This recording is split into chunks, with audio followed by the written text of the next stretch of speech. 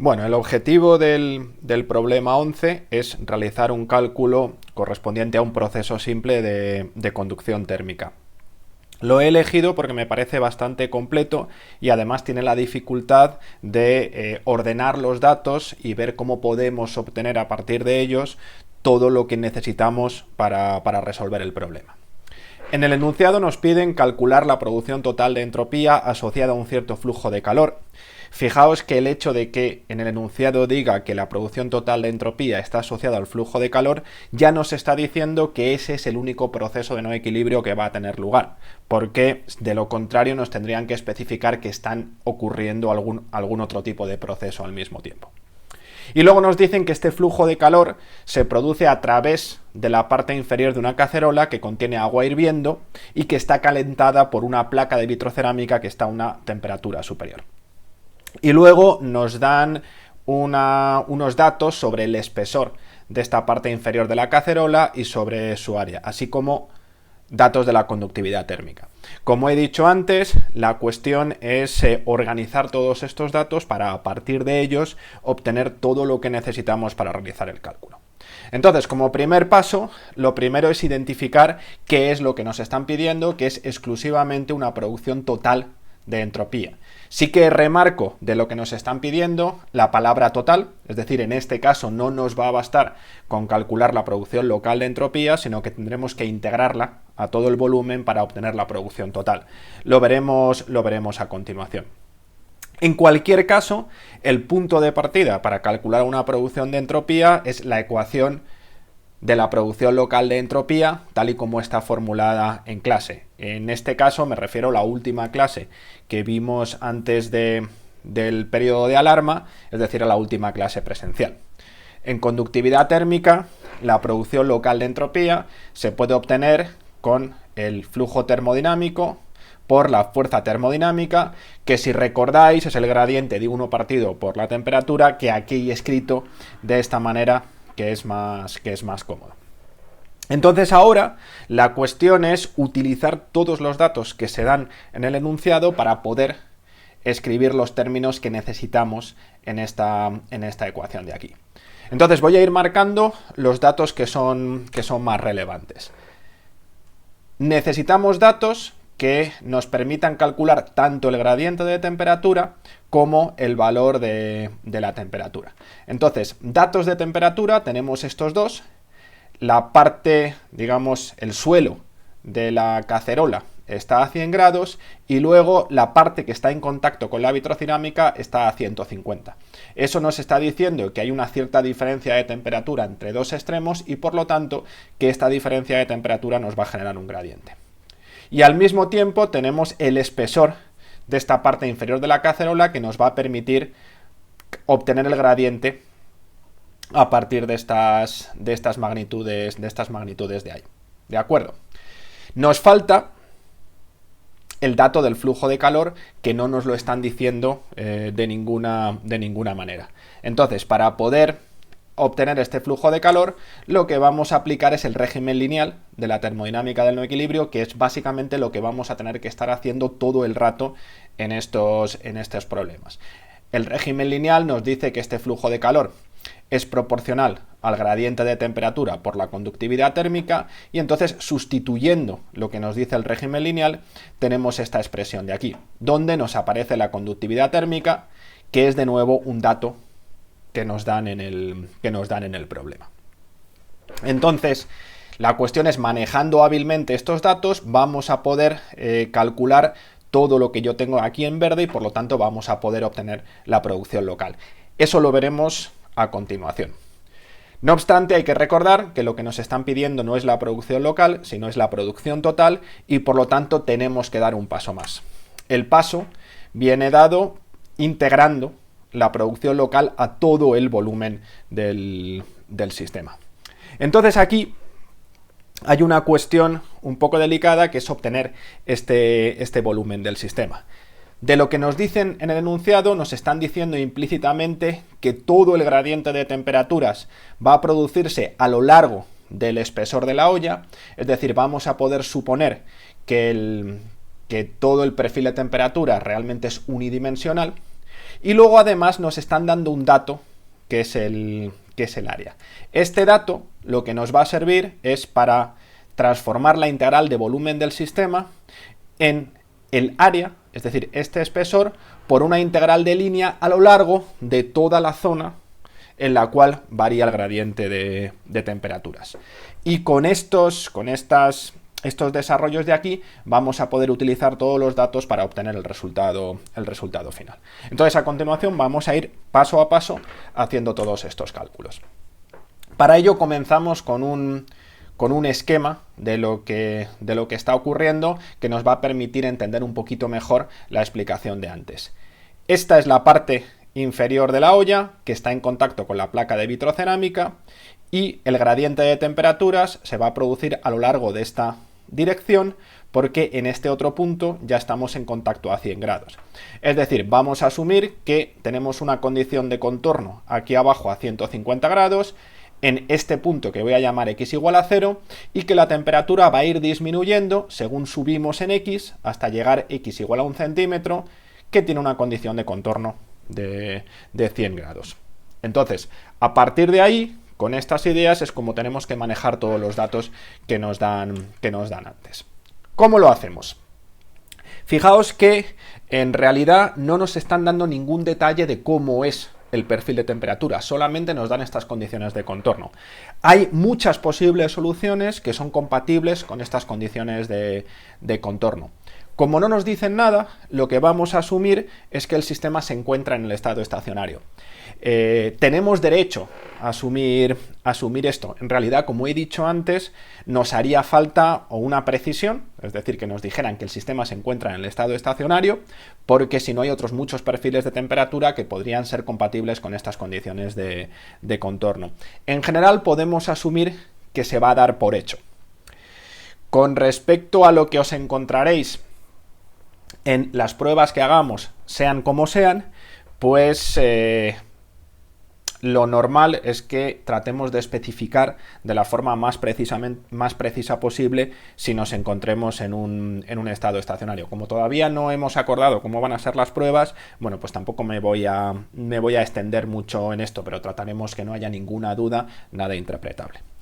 Entonces, la idea es que en este caso, para completar la información que nos da el enunciado, vamos a suponer efectivamente que estamos en una condición de estado estacionario, es decir, que el perfil de temperaturas no depende explícitamente del tiempo. A partir de la ecuación de balance de la energía interna, ya traducida a temperaturas, recordar que esto también lo vimos en la última clase presencial, si la conductividad térmica es constante, que es lo que ocurre según el enunciado del problema, pues yo voy a tener que la parcial de la temperatura con respecto al tiempo la puedo escribir de esta manera, es decir, a partir del laplaciano del campo de temperaturas. De forma que si yo tengo la condición de estado estacionario, que la temperatura no depende explícitamente del tiempo, esto se me va a traducir en que el laplaciano de la temperatura va a ser igual a 0. El último paso que tenemos que dar es darnos cuenta de que la única variación de temperaturas va a ser a lo largo de este eje de aquí. ¿Por qué asumimos que la única variación de temperaturas va a ser a lo largo de este eje? Bueno, podemos asumir que ocupe lo que ocupe la olla, toda esta condición de contorno es homogénea a 150 grados y ocupe lo que ocupe la olla, lo mismo esta condición de contorno es homogénea a 100 grados. Por lo tanto, no tiene ningún sentido que haya una variación en esta dirección ni que haya una variación pues, en esta otra dirección. Por lo tanto, asumimos que la única es en el eje X y por lo tanto la única derivada que tenemos que tener en cuenta para este laplaciano es la derivada con respecto a X dos veces. En consecuencia, la ecuación para el estado estacionario es este de aquí, cuya solución es bastante fácil de obtener porque simplemente es un perfil lineal de temperaturas. Entonces, la solución, como he dicho, sería un perfil lineal, A por X más B, y los valores de A y B se tienen que obtener de las condiciones de contorno. Es decir, la temperatura en X igual a 0 tienen que ser los 150 grados y la temperatura en X igual a 1 centímetro tienen que ser los 100 grados centígrados. Entonces, para obtener esta expresión de aquí, lo que he supuesto es primero que todas las unidades están en el sistema internacional, con lo cual escribo X en metros, y segundo, que las unidades de la temperatura son Kelvin, que es lo que se corresponde a una temperatura absoluta y por lo tanto las unidades que hay que utilizar siempre. Fijaos que con esta solución, en X igual a 0, tenemos 423 Kelvin, es decir, 150 centígrados, y en X igual a 0.01 tenemos 423 menos 50, 373, 100 grados centígrados. De forma que, de esta manera, he conseguido ya el perfil de temperaturas. Una vez que tenemos el perfil de temperaturas, lo siguiente que hay que hacer es realizar todos los cálculos. Entonces, empezamos calculando la producción local de entropía. Tenemos el perfil, obteniendo el gradiente obtenemos el numerador y sustituyendo directamente el perfil obtenemos el denominador.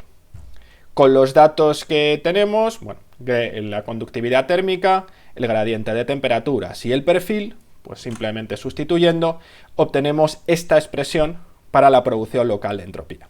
Fijaos que la producción local de entropía lógicamente depende de la posición, no se va a producir la misma cantidad de entropía cerca de la vitrocerámica que cerca de la parte inferior de la olla, y también, bueno, muchas veces puede ser útil comprobar que las unidades son correctas, es decir, sustituyendo todas las unidades de la conductividad térmica, el gradiente de temperaturas y el perfil de temperaturas, comprobar que la producción local de entropía sale con las unidades que tiene que tener, que en este caso son vatios por metro cúbico y por Kelvin. Entonces, una vez que tenemos la producción local de entropía, el último paso que hay que dar es realizar la integral para obtener la producción total de entropía. Entonces, como hemos puesto antes, la producción total de entropía es esta integral donde los límites de integración, en este caso serían desde x igual a 0.01, desde x igual a 0 hasta x igual a 0.01. Lo desarrollamos en cualquier caso a continuación. Como el área son 300 centímetros cuadrados o 3 por 10 elevado a menos 2 metros cuadrados puesto en el sistema internacional y el perfil de producción local de entropía es este de aquí, la integral que habría que realizar es esta de aquí.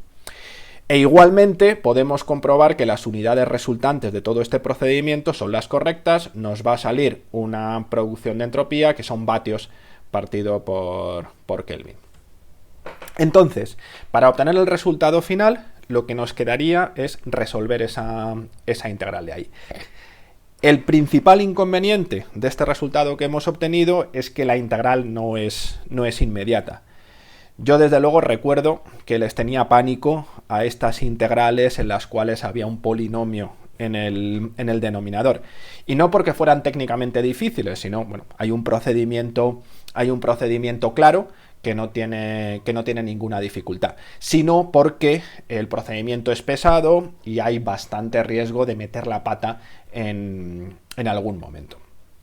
Entonces, uno tiene dos opciones: o hacer directamente esta integral y obtener el resultado, y ya está, nada más, o intentar hacer algún truquito de magia para que la integral resulte algo más sencilla.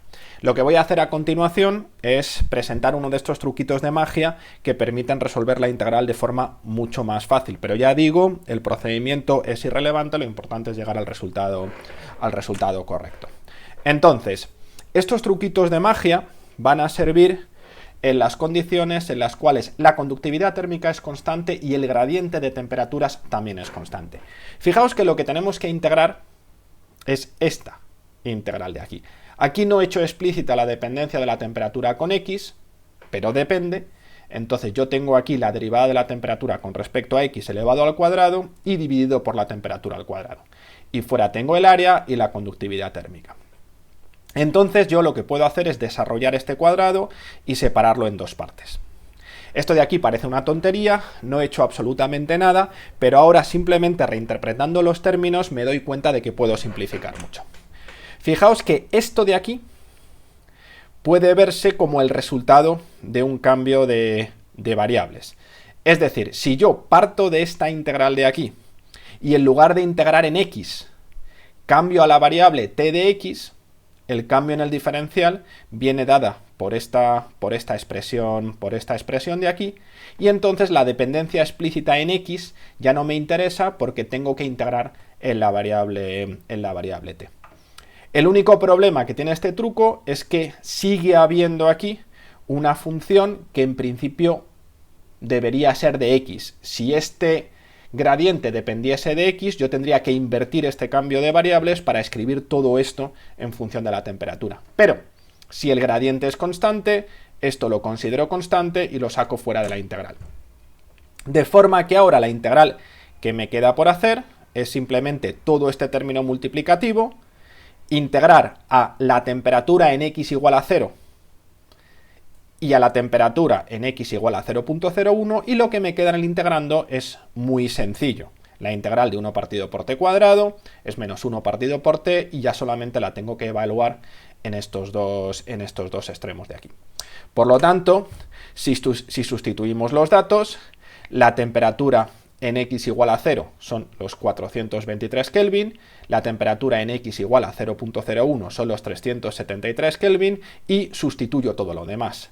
El área, esto es 0.03, la conductividad térmica, esto es 237, y el valor del gradiente, que son menos 5000 Kelvin por metro. Tener cuidado al poner todos los signos, y cuando hacemos estas operaciones, el resultado final es este de aquí, que nos sale que la producción total de entropía son 11.27 vatios partido por Kelvin. Y con eso queda resuelto el problema. Si hubiéramos hecho la integral directamente, esta de aquí, pues igualmente habríamos obtenido el mismo resultado. Lo que pasa es que nos habría llevado más tiempo. ¿Cuál es el procedimiento que conviene hacer? Pues depende. Si tuvierais que enfrentaros a un examen de los de toda la vida en el aula y cada uno pues con su bolígrafo, pues seguramente el método del truco evita tener que hacer una integral con un denominador que es bastante pesado. Si al final tenéis que hacer cualquier tipo de prueba online, ya sea resolver una colección de problemas con un tiempo largo o cualquier otra parecida, bueno, pues tener en cuenta que en ese caso ibais a poder contar con toda la ayuda que podéis tener en un ordenador, yo que sé, utilizar un Wolfram Alpha, y entonces la integral la podríais hacer directamente utilizando un Wolfram Alpha y no tendríais que buscaros la vida de esta manera. Entonces, bueno, termino el problema remarcando otra vez la solución final.